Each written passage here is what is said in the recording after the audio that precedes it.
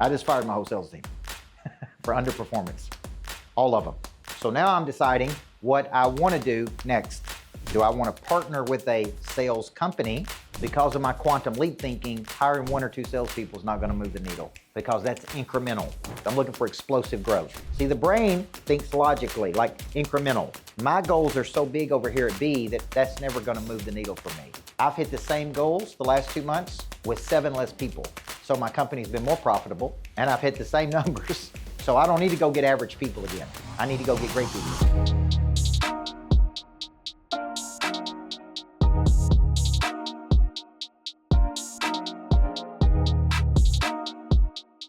So think of coaching as really enhancement versus, hey, I'm in trouble, so I got to go see this coach. Now, a lot of people do hire coaches when they're frustrated, like I've hit a ceiling. You know, I coach a lot of business people, and any given day, I may be coaching a guy who just sold a company for $200 million, who is trying to figure out what his next move is, okay? I may be coaching a logistics company that's doing $80 million that is trying to get to $250 million.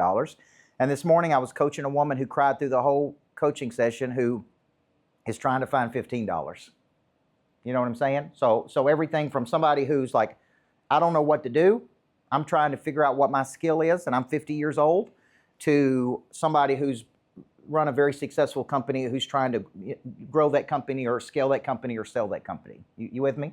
So I've been coaching Josh for probably about 1 year to 2 years as one of his business coaches, if that makes sense. And I know he's got other coaches, but I've been one of his main business coaches. And so a lot of stuff, I may have been coaching you kind of indirectly by coaching him, right? And we had an event scheduled here, and for some reason couldn't do the event. So he's like, I'd really like to take this time to just let you work with my team.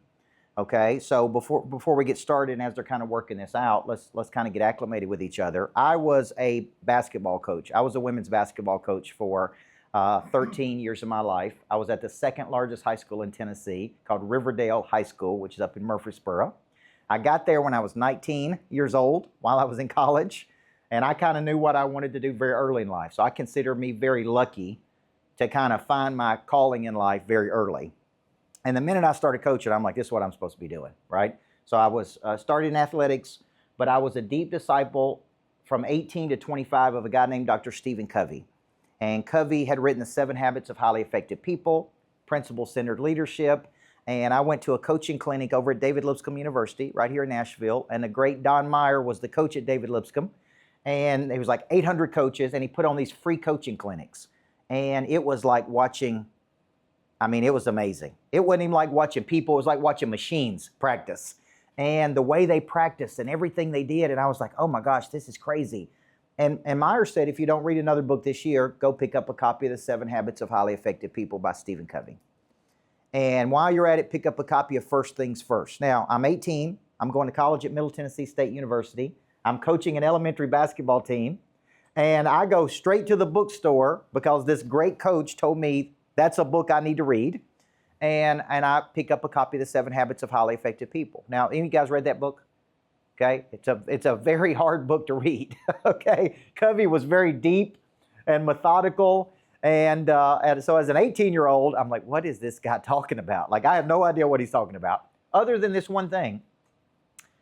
He studied 200 years of success leadership, some of the most successful people in the world, and he basically deconstructed that down to 7 habits. And he basically said all the successful people and all the books written on success, you could basically say all of these people have these 7 habits. And he wrote a book called The 7 Habits of Highly Effective People. That book sold 30 to 50 million copies. And as soon as I read that book, I kind of have this big revelation. When I become a head coach, I'm going to teach my players these 7 habits, right? So every player that plays for me is going to learn these 7 habits of highly effective people. And I'm going to teach them first things first. So while I'm coaching basketball, I'm actually going over to the business world and I'm studying great business leaders. This is very uncommon for a high school basketball coach, okay? So I was studying great business leaders. I was reading business books, and then I was bringing a lot of that back over to my athletes. So any of you have kids that played sports? So you know how important their teachers are, and you know how important their coaches are. I always said, who's coaching your kid is more important than who the president of the United States is. okay? Because I was spending so much time with these kids.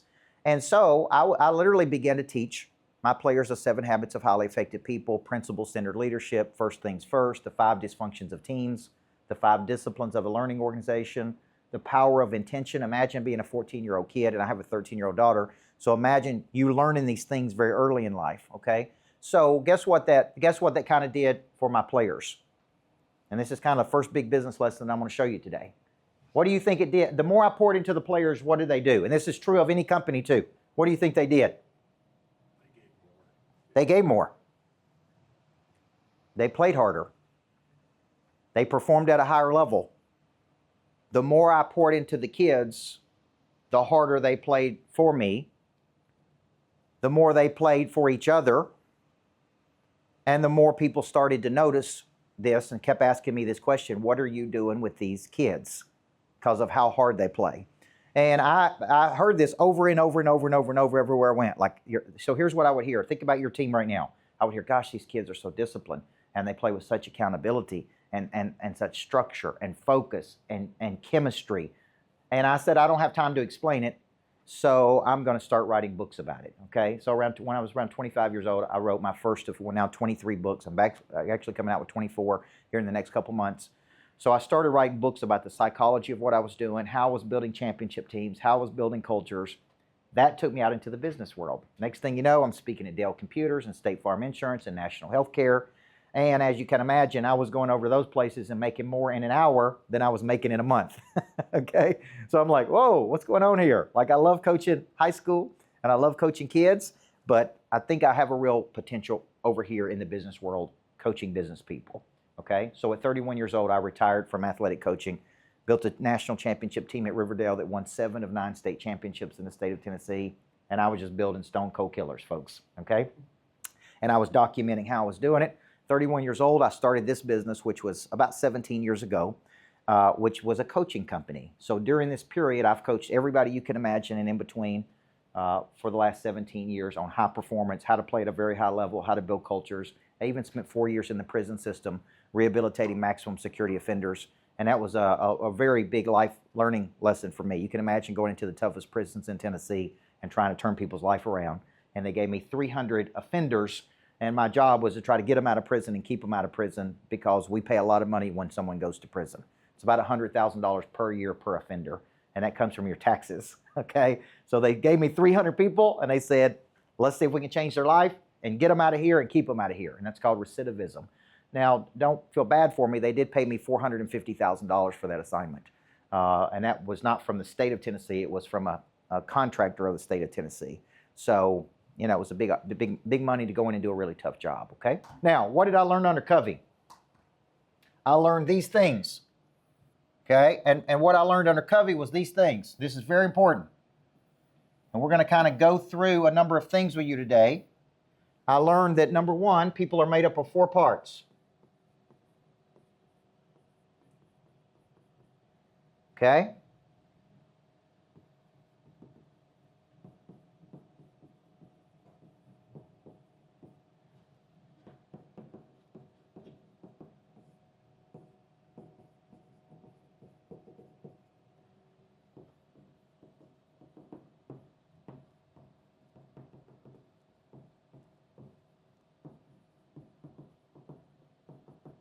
And this is called the whole person theory.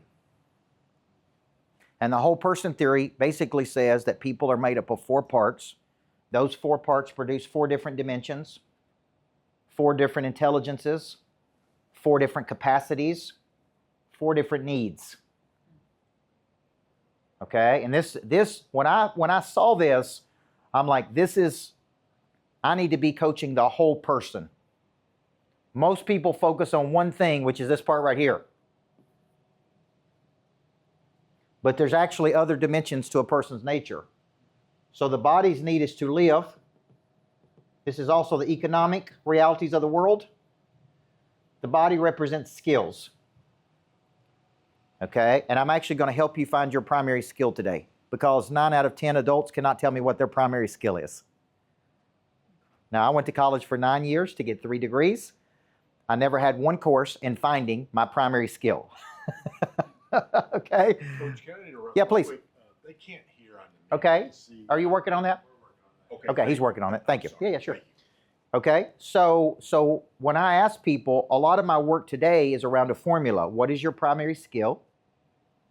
What problem are you uniquely qualified to solve? And what is the vehicle in which you're going to distribute your talents through? Okay, so most people cannot tell me what their primary skill is. Okay, so we got skills over here. Then we got mind, which is knowledge. Now the mind is like a muscle. In America, we don't work this muscle like we should. Average American reads less than 1 book a year. They're not going to training. They're not sharpening their knowledge. They're not reading books. They're not getting coached. And we try to figure out why they're not getting any better. And the reason they're not getting any better, from a guy who spent 16 years in athletics, is think about how much we coach those athletes. 5.5 hours a day. There's knowledge, there's skills, there's desire, there's confidence, and we're just training and coaching. Think about the military. One of my favorite shows is Maverick, like Top Gun. Anytime I'm on a plane, I watch that show. Because Top Gun is like the best of the best in the world. If you really study those fighter pilots, they actually train almost all day, and they actually only go up and fly for about 45 minutes. And it's that intense for those 45 minutes. You with me? So they do more training than they do going into battle. Military trains every day. Olympians train every day. World-class athletes train every day. Me and my team actually train every morning in my online academy. So I train every single day for my mind. That's to sharpen the mind, okay? But very few people do that. And so what happens is we get into a vehicle, but we don't get a lot better because we're not learning. We're not growing. The mind's need is to learn, okay? I've been working with a psychologist over the last 2 years named Dr. Price Pritchett. He's 83. And he is one of the sharpest minds I have seen at 83. And he wrote the Quantum Leap Strategy and U Squared, right? And he's just like this. John Wooden was still writing books at 99 years old, guys. He was still coaching people at 99. So the mind's need is to learn. Okay? The heart's need is to love and be loved. Let's use another word here, appreciate.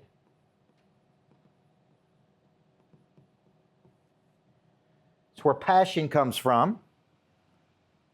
Okay, if you read my book, Flip the Switch, it's where that prey drive comes from, which is your instinct to get up and go get something, right? It's passion. And the heart's needs, so the heart's needs to love and be loved, and the spirit's needs to leave a legacy.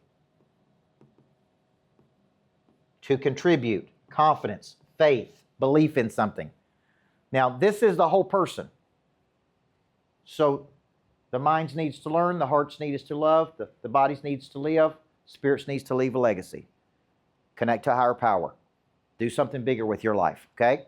So studies in the U.S. actually show that about 78 to 83% of people get up and go to a job every day, and they're there physically, but where are they not there? So could I be here today in the body, but not be here with my mind? Yes or no? Daydreaming, moonlighting, goofing off. Could I not be here with my heart? Yes or no? Yeah, I'm just here going through the motions, man. Picking up a paycheck. Could I not be here in my spirit, which means I'm really not here. I don't really have faith or belief or confidence in what we're doing. I'm just going through the motions. And in the U.S., why is this such a big problem? Why do 78 to 83% of people get up and go to a job that they don't enjoy doing every day, that they're not really hardwired to do? In my opinion, it's because they never found their skill. And they never really found their talent. Another word for that would be talent or ability, right? So when you think about it, I think we should find our skill, then find our problem, and then find our work, okay? Where I was kind of lucky to find my skill and the problem I wanted to solve very early in life, okay? So when you think about this is the whole person. So the question is, how do we feed the whole person? We develop something every single day to activate these parts. We teach you new skills. We give you new knowledge. We appreciate and help activate your drive. And we help build confidence. That's the whole person. So a good training program. So when companies come to me about like retention, I say, well, you need to go to the whole person theory and study what the heart needs. The heart needs to be loved. Love and be loved. Okay? Now, when you work for very driven people, okay, let's pretend for a second that you play for Nick Saban at the University of Alabama. Okay?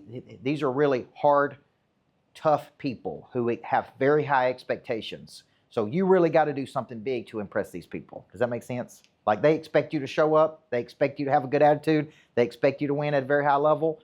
Like I'm not an overly complimentary person. Like I expect people to show up and be great, right? Like that's why we have you. You're Navy SEALs, not baby SEALs. You follow me? I'm looking for Top Gun, like the best of the best. So if you're working with me, I'm kind of considering you to be the best in the world, right? Now, when you do a great job, I'm gonna say, hey, you did a great job, man. You went above and beyond what you could do, right? Like you really did something great. But remember, your confidence is not predicated by what other people think about you. Your confidence is predicated many times about what you think about you. And you know if you showed up and put a good effort in or not. You know if you came with batteries included. You know if you were prepared when you showed up. You know if you're giving everything you got. So when I learned this theory very early in life, I began to coach those players on all four parts of their nature. And because of that, we began to win. And the more we won, the more people wanted to know what we were doing. Okay? And these are basic human needs of people. Okay? So just think about this when you're building your teams and building out what people need. It's like how do we get really, really good at building all four parts of our nature? Okay? Now, any questions about this? This is called the whole person theory. Maybe just a quick, brief recap because our guys are letting us know that they... Okay, great. And they can hear now? Yes. Perfect. Okay. So the bodies need us to live. So let's pretend that I work for you. And I believe in the mission of what we're doing. You want me to operate at a very high level. Okay? So how could you get me to operate at a very high level? Is you could help feed me in the four parts of my nature. You could teach me new skills so I don't stagnate. Okay? You could bring me new knowledge. Okay? You could care about me as a person. Okay? And you could help me believe in something bigger, like we're doing something bigger here than just running a business and making money. Everybody see that? Those are four parts of those are my needs. Okay? Those are my needs. So if you're leading me, it's like, how are you feeding all four parts of my nature? Hey, Jana, come here for a second. She don't know I'm going to do this, but I'm going to call on her. Jana's my integrator, and she's been with me for 2 years, and she came from the military. She's a former Navy intel analyst. And so I'm teaching the whole person theory right now, body, mind, heart, and spirit. How would you tell them that we kind of do this for you as me leading you? How do I feed all four parts of your nature? Body, mind, heart, and spirit. Like teach you new skills, give you new knowledge, care about you as a person, help you believe in something bigger. How would you articulate that to them? I think for me, when you're getting coached, it's first having an awareness of where you're needing to be fed, right? For me, when I first was getting coached, I had my own business, and I thought I had that locked down, but I really needed the mind and heart. My heart was broken at that point, and so when I came to him, it was more about like, he was meeting me where I was at, and I was coming to him where I was at. And so we're all mind, body, heart, and spirit, and so when you're getting coached, it's being honest with yourself, where you're at, and then taking the coaching with what he provides, and that's where that symbiotic relationship of coach-player comes in. Yeah. So the thing of the coach as the person is, I'm trying to help you get to your potential.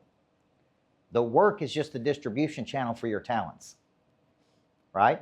My job is to help you reach your potential through the work. Work is not just work, it is a distribution channel for talent. Everybody see the difference here? So if we look at a job, let's call a job an occupation. That which occupies your time and which you receive a paycheck for. Okay, now I pumped gas back in the days that you could pump gas. Y'all remember when you pulled up and people pumped the gas? I actually pumped gas, and I was terrible at pumping gas, by the way, because I was raised by a single mother, and she didn't teach me a lot of things that a man would teach a son. You follow me? She didn't teach me how to fix a car. She didn't teach me how to fix a house. She didn't teach me how to fix something. So I actually did not know the difference between the transmission fluid and the oil. So people would pull up to the gas station, and I'm getting paid by the hour, and they'd say, can you check the transmission fluid, or can you check the oil? And I was like, okay. And I'd pop open the hood, and I'd be like, all right, now where is this? And one day I checked something. I was supposed to be checking the oil, and I pulled it out, looked at it, and I said, man, it looks great to me. And the guy said, well, you just checked the transmission fluid. So I got fired from that job because I wasn't very good. Okay, that was a job. Thank you, Jana. That was a job. Occupation. I'm here physically, but I ain't here. You with me? Let's contrast that with a vocation, which comes from the Latin term voice or calling in life. Like, this is what I'm supposed to be doing. I found my skill. I found my problem. And this is the distribution channel for my talents. Because when you have low engagement or low worker engagement, why do you have low engagements? Because they don't want to be there. Why do they not want to be there? Because their heart's somewhere else. Okay? And so when you think about it, it's like, it's just a job, man. I'm going to check in and check out. Now, when does that become a real problem? When you're working for a very demanding person and you're working for a person that, see, I just come off doing a couples retreat and with my wife, and it's when you're married to a person that believes this is their mission versus their job, that's a whole different ballgame than, hey, I just got a job. You with me? Because they wake up in the morning thinking about it. They go to bed thinking about it. They wake up thinking about it. Like, they're constantly thinking about it because it is their voice in life. See the difference? If it's just a job, it's like, hey, man, it's just a job to me. Like, it's real important to you, but it ain't that important to me. So this is where friction comes in, and all conflict really happens when two people don't believe the same things. Okay? So the whole person theory basically says we're made up of 4 parts. How do we feed all 4 parts of their nature? Now, for you individually as a performer, let's say you're on my team, and I have very high expectations of you, and we got big goals that we're trying to hit. How could you show up with batteries included every day? So you come and you're self-managing. Like, you don't need a lot of management from me. See, Jana was in the military. Like I asked her one day, it's like, tell me what it's like. She's like, I got to take a shower in less than a minute. She said, I went through all of boot camp with a broke arm. Nobody cared that I had a broke arm. You know what I mean? Like for 4 years, that's the environment she came from. I don't spend a whole lot of time motivating her. She's already motivated, right? She already wants to be in Top Gun school. I spend a lot of time with her on mind expansion, sharpening of skills, building her knowledge set. You with me? Okay? And sometimes, because of her military experience, I have to work on her heart because she would tell you has a little bit of post-traumatic stress disorder from the military. So sometimes she can go to negative town very quickly, and I have to kind of work on that. Like, hey, let's keep it moving, right? So my coaching, I can very quickly diagnose this person needs knowledge, this person needs skills, this person needs desire, this person needs confidence. Everybody with me? And in any given day, like, you may need one of those areas. So this gave me a framework. Now, for you personally, if you're in a high-performance environment where there's a lot of expectation, what could I do every day to get ready to go into battle? I could feed all 4 parts of my nature. So if you read the book Flip the Switch, it's about activating a drive inside of you to kind of turn it on. Like, if you woke up today and go, man, I'm just not feeling motivated today, or I've been doing this for 20 years, or I'm tired, or I don't want to go at a high level. What if I told you athletes, professional athletes, have those same feelings? What if I told you professional musicians have those same feelings? What if I told you that I've coached Navy SEALs that have those same feelings? See, that's not unique to some people. We all wake up tired sometimes. We all wake up exhausted. We all wake up disengaged, or what I call deactivated. We all wake up some days and go, what am I doing? Okay, so how do you turn it on? And the way I turn it on is really by feeding all 4 parts of our nature. So this morning when I woke up, this is typically what I do. The first thing I do is I listen to a song because that's energy. So I like listen to a song called It's a Great Day to Be Alive. Okay? Give me some perspective. I then typically turn on some type of sermon, about 15 minutes, and I feed my faith first thing in the morning, and I listen to a sermon. I then go do a cold plunge, okay, that I have at my house, and that'll wake you up real quick, okay?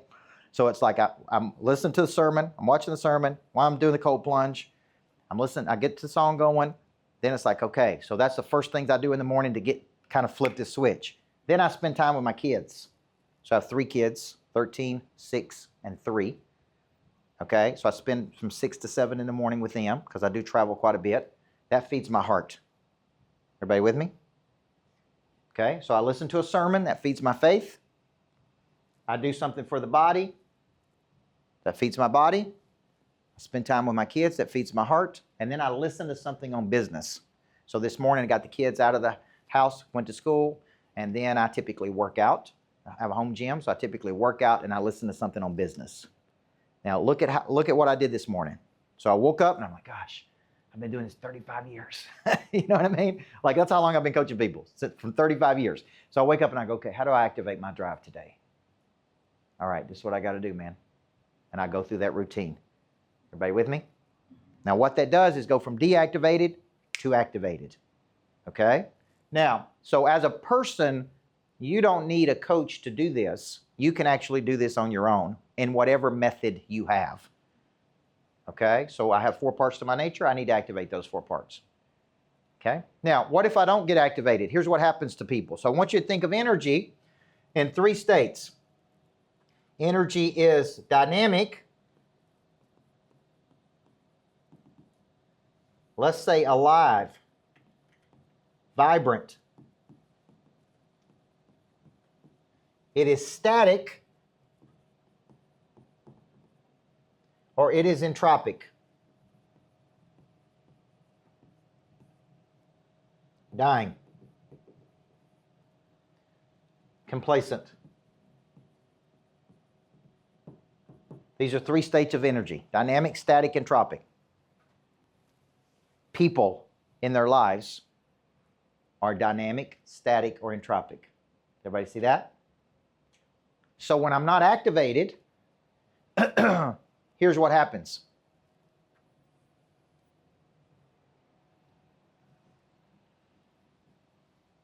Now, I personally measure everybody in my company on a graph.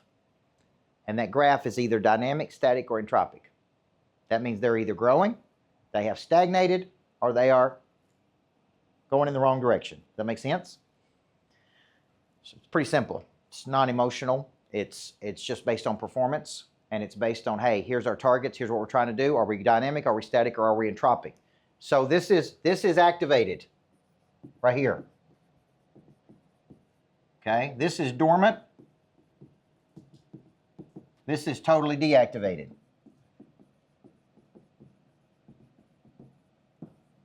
Cultures that I see are in one of these 3 states. The culture. The culture is dynamic and growing. It is static and stuck, or it is entropic and dying. Okay? And that is in relationship to the people. Where there's no prey drive, there's no profit. Where there's no passion, there's no profit. So our goal is really to build a dynamic environment. Now, we just watched yesterday the coach from LSU. Got any LSU fans in here, football? You guys football fans? Okay, so the coach from LSU got fired yesterday, and they're going to pay him $53 million to get fired. That's a pretty good job, isn't it? But you know, so anytime you see these college football coaches get fired, some of them get fired even after a win. It's because they have a feeling that it's just not headed in the right direction. It's like, I just don't feel like we have any momentum, and people have kind of lost faith in what we're doing, and they no longer believe in you. And it may be one of the best coaches in the world, but they are paid on one thing: performance. You with me? And if they don't get that performance, then it's like, hey, we're going to move on to somebody else who can get it, because I just don't have a good feeling. Like several years ago when they fired the coach, it was at Texas A&M, they asked the athletic director, like, what was the real problem? And he said, man, I just didn't feel like we were headed in the right direction. That's qualitative. Okay, so when I was working on my PhD, I had courses in qualitative and quantitative measurement. And I'm like, why am I in this course? I'm getting a degree in leadership. Like, what does this have to do with anything? Well, qualitative means I can feel it, but I can't measure it. Like, I feel like we got a good culture. I feel like our people are on board with each other. I feel like we got good chemistry. Quantitative means I can measure it. Like, our numbers are down from where they should be. We're not generating enough leads for the business. We're not closing enough business. You see where I'm going? So there's kind of a combination of these 2 things that you can feel and you can measure of when you're looking at yourself. So you can ask yourself, are you better off today than you were 90 days ago? Are you better off today than you were a year ago, right? Are we making progress? Because I can feel progress, right? I can see my 3-year-old daughter make progress. I can't always measure it, but I can feel it, okay? Now, so when you think about these parts, what organizations that are static are really just made up of people that are static. Does that make sense? Okay, and maybe what was really dynamic many years ago may not be dynamic, okay? When I grew up, I remember our family went to Shoney's restaurant. You may remember Shoney's? And every Saturday, my whole family would get together, my grandparents, and we would go down to Shoney's for a strawberry pie on Saturday afternoon. It was like the coolest thing in the world. My grandparents and all of us went, and you can't find a Shoney's today. They're dead. They're gone, right? I remember when I was in college, Chili's was the place to go. Like me and all my college roommates went to Chili's to eat dinner, right? Because that was the happening restaurant. I remember O'Charlie's. Y'all remember O'Charlie's? All these restaurants, right? What happened to them? They went through this cycle. That's the exact cycle they went through. So an airplane has what's called an attitude indicator on the airplane, and it tells if the airplane is ascending, it is reaches altitude of where it's flying to, or it's coming down to land. Okay, that's called an attitude indicator. And I think people have an attitude indicator, okay? All right, give me some things that you're thinking right now, because we're about to get into goals and aiming points and direction. How many of you have ever had somebody coaching you before in your life, like a professional coach? Tell me about that. Started with Stephen Covey, just introduction to Yep. and then company I was with, invested in some of the leadership. So Yep. I had an opportunity. Big Stephen Covey fan. Good, by the way, yeah. so. It was a game changer for me. And a lot of that's similar to what you're saying. Yeah, okay, good, it's good. Covey was a game changer for me. Okay, who else said? Who else raised their hand? Okay, what about you? I played tennis in college, so just throughout, high school, college, Yeah. coaching, not only on the court, but off the court as well. Yeah. Trying to lead the right life so that you can Yeah. perform the best. Yeah, did you have a good coach? Yes, Did you have some bad coaches? probably a couple. Yeah. There's more bad coaches than good coaches, by the way. Okay, anybody else? Anybody else participate in like professional development? Any type of professional development? Okay, now, so from 18 to 25, I studied under Covey. And what do I mean when I say studied? I mean studied. Read every book. I used to watch on Sunday afternoon all of his videos. Those are on VHS, by the way. Instead of watching NFL games, I watched Covey for 4 hours on Sundays. Okay, then I had a business coach when I was 28 who kind of acclimated me to packaging my intellectual property, and then I went through a program called Strategic Coach for 3 years that kind of gave me structures of growth, specifically around 10xing a business or growing a business by 10 times. And then I was around one of the greatest marketers of our time for about 4 years that I learned marketing. And then I've had coaches on connection, I've had coaches on speaking, I've had coaches on business. Like I said, I spent the last year and a half with a psychologist named Price Pritchett that's 83 that's coached me on nothing but quantum leaps, which are significant jumps in life and business, okay? Now, why did I go to those coaches? Why do you think I went to those coaches? That's right. I had some kind of pain. I was sick and tired of something. Sick and tired of getting a result. Sick and tired of showing incremental growth. Sick and tired of watching other people beat me in the marketplace when I thought I should be competing with them. So just remember, typically in life where there's no pain, there's no change. Okay? And until you have that pain point, it's like when I'm on the phone with a prospect, I go on a scale of 1 to 10, how frustrated are you right now? This morning, this woman was crying. She's like, I'm so sick of wandering in the wilderness in my life and just making it and just getting by. I'm so sick of this. And I said, you are a good candidate because you have reached a point that you're ready to change something, right? Welcome to the Big Table Podcast, hosted by me, Coach Micheal Burt. I'm here at the Greatness Factory, and this is one show for your business leaders and entrepreneurs who've already experienced success, but know, deep down, there's another level. There's a bigger table, and you're going to want a seat at that table. Each episode breaks down the path to greater influence, greater impact, and yes, greater income. You'll hear from top performers who've earned their seat and gained powerful strategies to activate you, activate your business, and activate your wealth. If you're ready to secure your seat at the big table, then you're in the right place. Okay, we are creatures of habit. It's very hard to get us to change, even if it's not working in our life.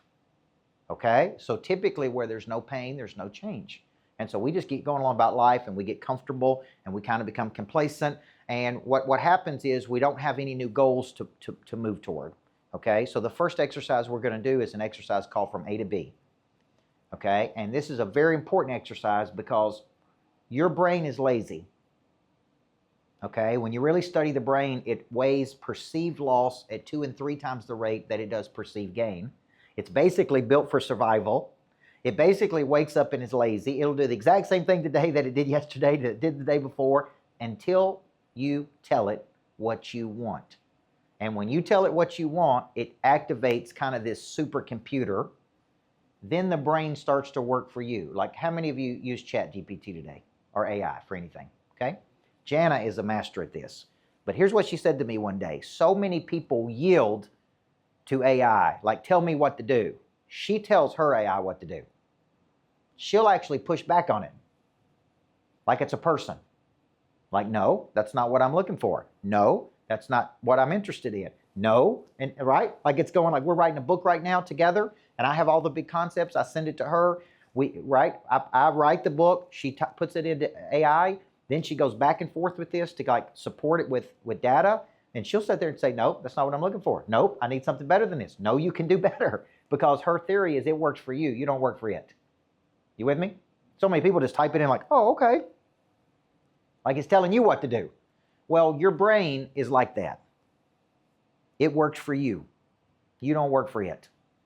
But you have to tell it something. And if you don't tell it something, you will literally do the same thing. You could do the same thing for 30 years and never change anything, okay? So when I wrote Flip the Switch, that is the psychology of activating the drive inside of you. And one of the biggest exercises we do in there is an exercise called from A to B. So let's do it personally and let's do it as a company. So I want you to think you're over here at A and you're trying to get to B.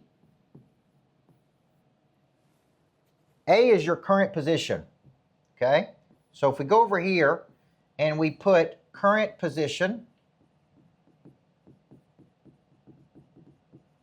and all the things you don't like about your current position. So let's call these bothers. Over here is the ideal picture.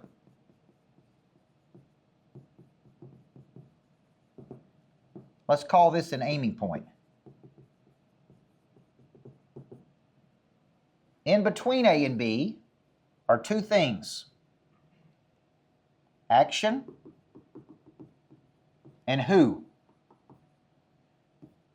Over here are internal who's.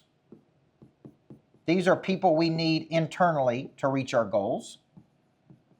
And over here are external who's.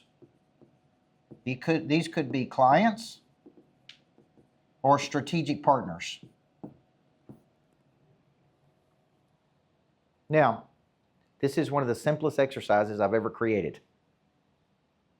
What if I told you I have every one of our coaching students do it every day? Okay? So these are my notes for you guys today based on what you sent me. Okay? Let's just look at what I did yesterday on Sunday. Here's my A to B. Here's my current position. Here's my ideal future. Here's the who's I need in between. Those boxes are big opportunities. This is called mental mapping. So see how I'm got any engineers? Who's the engineers in the room? Okay. So see, aiming points. This is all for 1 week. So when I did my leadership meeting with Jana today and my team, we worked through this. This is called mental creation. We go from mental creation into physical action. But look at the first thing I do. I sit down with this exercise and I go, this is what I don't like about what's going on with our company right now. See, right now I'm in between sales teams. I just fired my whole sales team for underperformance. All of them. Okay? So now I'm deciding what I want to do next. Do I want to partner with a sales company that has 50 salespeople? because of my quantum leap thinking, hiring 1 or 2 salespeople is not going to move the needle like I want to. Does that make sense? Because that's incremental. I'm looking for quantum leaps. I'm looking for explosive growth. So I could strategically partner with someone that leads a sales company that's all they do. They're managed, they're trained, and specifically in high-ticket closing or high-ticket coaching, and they could give me 50 salespeople versus hire 1 at a time. See, the brain thinks logically, like incremental. Like, let's go get 1 new salesperson, then let's go get 2 new salespeople, then let's go get 3. And I'm like, no. My goals are so big over here at B that's never going to move the needle for me. Okay? Because the truth is, I've hit the same goals the last 2 months with 7 less people. So my company's been more profitable, and I've hit the same numbers with less people. Okay? So I don't need to go get average people again. I need to go get great people. You follow me? So when I put mine down, if you notice, look at what's number 1 on my frustration, sales. See that? Then I put vehicle, the structure of the vehicle. Okay? And then I put that there's no liquidity event. There's no liquidation event for me right now in this company, which means it'd be very hard for me to sell this company with me in it. Does that make sense? It's very heavily built around me. So I can't sell this. So that doesn't mean there's anything wrong. It just means these are things that are bothering me. So I start with my bothers, and then I go over to the right side, and I go, okay, if I woke up tomorrow and life was as close to perfect as it could be. So let's look at what's on my B over here. Grow the Greatness Factory, which is this building. Liquidity event. Then I look at my different companies I'm involved with, which is private equity funds, various things, and I put those over here on this side, right there. Okay, then I get certain aiming points. So the aiming point for this business is 41,667.67 per day. Okay, so it's basically 10 million of revenue. You follow me? Okay, so what that does is it gives me a very clear direction. So let's call that an aiming point. Now for your life, if we're doing this exercise personally, what is your aiming point? Where are you trying to go? What currently bothers you over here? What is your bigger future? Now, why is this important to the brain? What does the brain need? It needs direction. Needs you to tell it what to do. So when I wake up and do this exercise, and I do it every single day, I'm basically telling my brain, this is what's going to happen today. We're going to wake up and we're going to move toward this big goal. Here's a good example. I want to have 50 of these greatness factories, okay? I built this building. I own it. It's about an $8 million project to build this. Since owning this building, we've sourced about $200 million worth of deals in this building through partnerships. We've raised $30 million of capital in less than a year in this building, or it started in this building. So one of my big goals is to have 50 of these around the United States. Now, if you're just vague with it, it's like I want 50 greatness factories. The questions are going to come up like what? Like, well, how do you do it? Do you own them? Do you rent them? Do you license the concept? Do you raise capital? See where I'm going? Do we strategically partner? Do we do joint ventures? What if I told you could spend years trying to figure that out and never move toward anything? It's like, I don't know how to do it. Here's how your brain thinks. Well, you don't know how to do it. If you knew how to do it, you'd already be doing it. So the brain thinks, I don't know how to do it, therefore I must not be able to do it, which is why you need to focus on who, not how, which is the title of a book. So here's what I'm trying to do, and I put over here, this is what I'm trying to do, X. I'm trying to do this, I'm trying to do this, I'm trying to do this. I want 50 greatness factors. Okay? Who do I need internally to do that? Do I need someone who's in charge of acquisition? Do I need a salesperson? Do I need a great real estate person? Like, who do I need internally? And then who do I need externally? Strategic partner. Okay? Now, once I have clarity over this, then I start getting into actions. What's the first action I can do? I can sit down and I can decide the economic model. Then I can pitch the idea to people, right? See, now I'm moving toward the B goal. This is called going from mental creation into physical action. So here's what I did. I sat down and I said, this is going to be the economic model. If we license the concept, this is what it looks like. It costs $250,000 to license. Here's what you get when you license the concept, right? And I draw it up and I put it on paper. I go from mental creation to physical action. Then I start talking about it. Hey, if you're out there and you want a greatness factory, reach out to me. We'll sit down and talk about it. Okay? So last week I'm talking to a person in Tampa. He just sold his company for $123 million. And he said, man, I love this concept of the greatness factory. He said, I would like to call my new company the Greatness Factory. And I would like to have these physical places that you have, except I want to call them Greatness Labs, powered by the Greatness Factory. Would you license the concept to me? He first said, could I purchase the concept from you? And I went, what is the concept worth? I came up with $8 million. Now, could be low, could be high. I said, I'll sell you the concept for $8 million. Just the concept. Right? And he said, I don't know if I want to do that. He said, but I do want to license it. And I'd like one in Tampa and Jacksonville and Atlanta. Maybe Chicago, maybe New York City. I said, okay, well, it's whatever, $250,000 per each one, and here's what you get. See where I'm going? Now we're negotiating through that. The very day that afternoon, a guy from California said to me, I'd like to license 10 of these and own the whole state of California. What would that look like? And I go, well, it'd be whatever, $250,000 per each one, and here's what you get, right? What if in one day we're sitting there having a conversation about doing this 15 times? What if that one day was worth X number of millions of dollars just by having the concept? Now, where did that really start? Me doing this exercise over and over and over. If you really believe in manifestation, if you really believe that people start to show up in your life, if you really believe opportunities are out there, I really think they start happening when you start working the idea and working the muscle. Okay? I don't think it happens when you're just in your brain. I think you got to go to physical action here. So why would I do this every day? Why would I do the exercise every day? Why would it be different today? What is tomorrow going to be exactly the same as it is today? What will I have tomorrow that I don't have today? New information. I may have new bothers. But what if I do it 50 straight days and it's the same thing over and over and over and over and over? Now, you guys are in, engineering. I actually drew up the plans for this Greatness Factory in 2016. I actually sat down and drew it up, had an architect draw it up in 2016. I bought a piece of land. I didn't build it. Then I went to another place. Then I went to another place. It took me 8 years and $8 million in 4 tries to build this. You see where I'm going?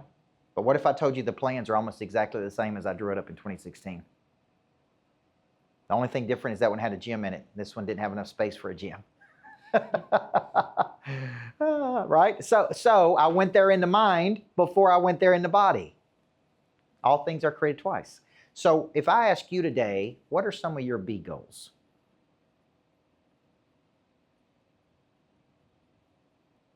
Personally, like what activates your drive? My father worked in a factory his whole life. He hated going to the job. He was actually good at it. He was good with people. He could not wait to retire. He was there physically, but he was not there emotionally. Now, the word retire means to be taken out of use. So, what if we could get a lot of meaning? Most people get all of their purpose and meaning and joy off the job. It's like, I do this so I can enjoy life off the job. But we're going to spend more time in the job. Like if you study numbers, the average person spends 35 to 50 years of their life working. They spend 23 years of their life sleeping, 9.5 years in their car, 6 years eating, between 15 and 25 years in education or training. Like most of your life is going to be spent at work. Right? So it baffles me that people get up and go do something and spend that much time at work and they don't even enjoy it. It's like they can't wait to retire because they hate it. And I'm like, well, if I'm going to do something and spend that much time, I'm going to enjoy it. It's going to be meaningful to me and hopefully profitable for me. So this gives the brain direction. Now, let's put our company hat on for a second. And if I said to you, what is the B goals of the company? If I go to my team and I go, I got a big vision. We're going to build 50 greatness factories. And we're going to do 10 million a year in the coaching company. And we're going to, you see where I'm going? And we're going to do these things. And it's very specific. All of our goals are daily. So we start at 0 every day. And then at the end of the day, we know if we won or lost the day based on the metrics that we hit. Does that make sense? So if I say our sales goals are 41,000 a day, and if we sell 32,000 today, we were behind our goal today. Tomorrow, we go back to 0. You with me? That's the basketball coach in me. See, a lot of people have quarterly goals or yearly goals. Ours are set up daily, and then we reset every day. And what that does is reactivate that drive. Like it all goes to 0 at midnight. Okay? You'd see that sign here. So I really want to encourage you after today, you need to sit down as a company and you need to say, okay, we're at A. What bothers us about where we are today? And who do we need? Who do we need internally? Okay, now let me give you an example. You're sitting in a theater that if I rented this theater 3 days a week, just 3 days a week, we rent this theater at $7,500. It comes with the AV, and I'm competing versus all the hotels. But for company meetings, if we rent this theater just 3 days a week, it produces $840,000 of revenue, just in this room right here. It really makes this place highly profitable if just this one room is rented. You follow me? Now I have 10 offices on level 2. If all of those offices are rented and they pay the rents, then that basically pays the note on this building. But if this place is rented, then it becomes highly profitable. So if you were coaching me, what would you tell me?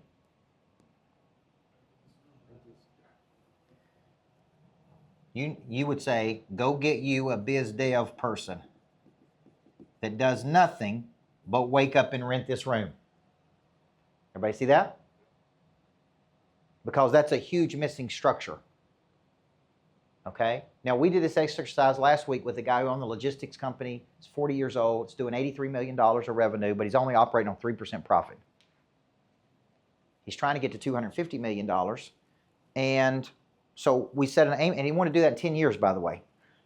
So we set an aiming point over here of a low number of 250, of a dream number of 500 million. We wanted to grow his profit to a minimum of 10%. Minimum. Because he's only doing 3% right now, profit. And I go, we did this for 4 hours, this one exercise. And we went through everybody he needed to make this happen. Who did he need internally? And he wrote it down. Like if you would have seen his, it was like all of these people he needed. Then he needed these external clients, right? Then by the time we were finished, he had a direct path to get from A to B. And he walked out here with total confidence on how to do it. So this is my version of engineering something. Let's call it visioneering something. Okay? All right, now what questions do you have? What are you thinking? What are you thinking about all this? Just trying to, think, applying this on my own personal Yep. life. And, Yep. personal life plus in Yep. the job itself. Yep. Yeah, because when you're visioneering your life, we have big goals, right? We have big goals. Like I have a place in Florida, but it's not on the ocean. Because where I have a house in Florida on the ocean starts at $10 million. Right? And I go, that's one of my big goals. Love to have a place on the ocean up there. Well, for me to do that, something's got to happen between A and B, right or wrong? Okay? So life is one big A to B game. I'm at A and I'm trying to get to B. Now, why do I not move toward? What would keep me from moving toward B? Number one thing, satisfied needs never motivate. Only unsatisfied needs. So, and in America, this is a complacent nation, meaning we are creatures of comfort. We start doing good and we get comfortable and we get relaxed and we don't want to push anymore and we don't want to be outside of our comfort zone. So we just kind of stay over at A and we think and stall. And we talk about it. Man, I sure do. One day I'd like to be on the ocean, or one day I'd like to have a lake house, or one day I'd like to be able to do this. Or we never really convert that to action. Okay, I come from the world of studying quantum leaps, which is like, how do you make significant jumps? Like, I really believe it's possible for me to have 50 greatness factories, especially if I license these things. Okay, but I need people. I need, like, who can I partner with? Who could help me do this? Sometimes we need knowledge from someone. Sometimes we need skills from someone. Sometimes we need desire and motivation from someone. Sometimes we need confidence from someone. Because, like, that's something I'm missing. It's like, okay, I'm missing one of these 4 parts of my nature. So how do I go get around those people that reactivates my drive? Okay? So I really would encourage you to do A to B, not only personally, but as a company. And get really clear. When I was a basketball coach, I had one big goal. You know what it was? Win championships. Produce good players, good people, right? Most of my players went to college and furthered their education in college. I'm not saying you got to go to college. I went for 9 years, but I'm not saying that you have to in today's world. Like I think you can go study under people. Like, I think my kids will probably go study under someone, right? I think that's where we're going with colleges, which will be more privatized colleges. Like, hey, my daughter wants to do this. She wants to be an interior designer. She's 13. I may send her to study under the top interior designer for 4 years and pay for it, right? Like, I'll pay you $500,000 for my kid to work with you for 4 years. Like, that's where I think colleges are going. You follow me? Like, specialized. Okay, especially as you have more creative destruction and commoditization in the world, I think you move towards specialization. Okay, all right. So let's talk a little bit about this, and we'll take a short break. What are you taking away from this for the company? Company-wide, first of all, just the interaction between the personal goals. You know, you as a sports fan, you believe it, you achieve it. Yep. Is basically where you're going with this. Yep. I think personal goals and company goals that we have. Obviously, we all know Micah and Josh. We've got great vision of where we want to be. Yep. And it's the what, not the how. Yep. Is kind of Yep. using a little different term. Yep. Guess what? We've got those where we want to be in the be here. Yep. And a lot of times you see that, and it's like, oh, how in the world are we going to do that? But Yep. look, once you define it, see that, Yep. we'll figure out the how then. That's right. And the what. That's right. And so that's kind of my take. Good. This is a great overview. Good. And when you look at cultures, when you work for very driven people like Josh, okay, who's had very advanced coaching from people like me, Price Pritchett on Quantum Leaps, they're going to have incredibly high standards. I always say it's like playing for Saban. I did a lot of work with Kevin Elko, which was Saban's psychologist. And he and I were on tour together a lot. And I would say, how does Saban build such great cultures? And he would say, 4 words. Identity. That's how you see you. Like, we are the best at what we do. Okay? You really believe it. It's not some slogan. Standards. Incredibly high standards. You don't lower those. You raise them. You follow me? Language. We call that the language of winning versus the language of losing. It's a lot of self-talk and the way we talk to each other. And then number 4 is accountability. And I fully believe where there's no consequence, there's no change of behavior. Okay, so Coach Burt, why did you let your sales team go? Because they didn't hit their numbers. Right? And one of them was with me for 4 years. I loved her. I said, look, I love you. I appreciate you. But we have standards and accountability here. And I just cannot continue to allow you to not hit your numbers. It's that simple. Okay? And if I did, I wouldn't be the leader that I need to be. Does that make sense? I can't preach the things I preach around the world and write about in my books and then allow people on my team not to perform to a high standard. That would be hypocritical of me. And I just said I'm not going to be a hypocrite. I'm not going to tell people that we prospect 35 to 57 touches a day and you're hitting 26 touches. You know, these are the standards to work here. We are Navy SEALs, not baby SEALs. This is the elite. So, you know, you may think that's tough in today's world, but I'm telling you, I have studied the best cultures in the world. And 26% of the players in the NFL say if they could play for any football coach, they would play for Pete Carroll. Okay? Then when you watch Pete Carroll, he's having fun, he's high-fiving, he's hitting people on the back, he's smiling. It looks like he's easy to play for. Then they asked his players, is he easy to play for? And they said he has some of the highest standards of any human you will ever meet. He's intense and positive. See, a lot of people get very negative when they get intense. Carroll is intense and positive. You with me? And even as hardcore as Saban was, when I asked Elko, was he negative? He said he wasn't negative. He actually used a lot of positive affirmation of the players.